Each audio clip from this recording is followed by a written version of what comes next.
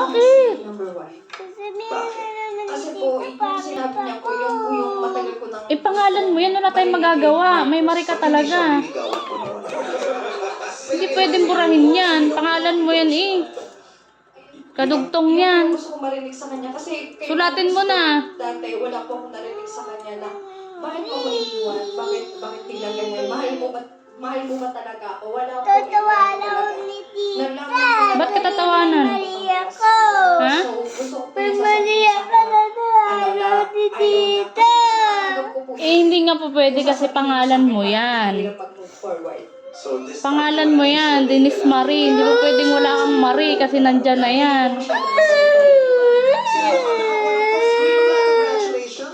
Sulatin mo na lang. Huwag ka na iniyak. Wala na tayong magagawa, may Marie ka talaga. Tao susunod mong mamahalin, ano ang sasabihin mo sa kanya?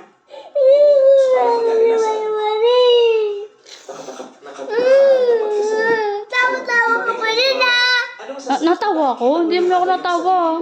Hindi ko